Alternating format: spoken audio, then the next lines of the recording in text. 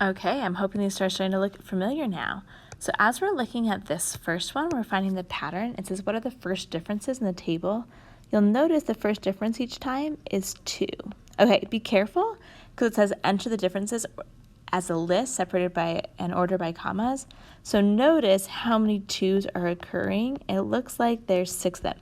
So you do have to list 2, 2, 2, 2, 2, 2.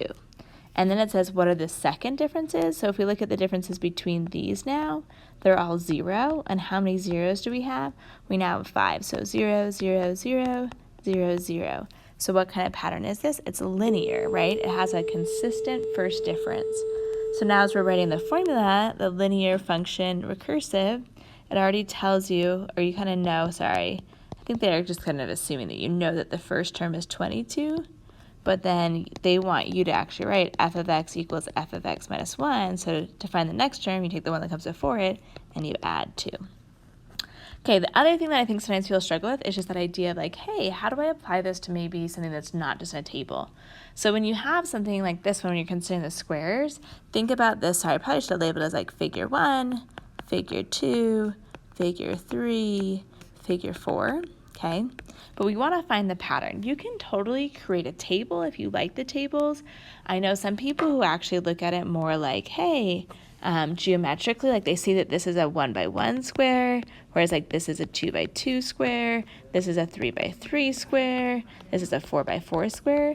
So decide how it makes sense to you. I'm going to kind of focus on maybe something that's not just following the patterns that we had before.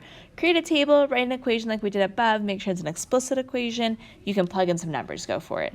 But maybe in this case, I'm going to think about, hey, to find figure like 20, I'm going to take that 20 by 20, but then down here below, this is like a 2 by 1, this is a 2 by 2, this is a 2 by 3, this is a 2 by 4. So in mine, I'm going to have a 2 by 20. So type that in your calculator, 20 times 20 plus 2 times 20. We ended up with a total of 440 squares. And by explaining your reasonings, you could say like, hey, I found a pattern where like the green part is an n by n square, and the gray part is 2 times n. And like you don't have to use n, like you could say also like the figure number or something like that, but just representing that this pattern always follows. Feel free to also write equations. This is just one way to approach it, but realize, hey, there's different ways to look at this map.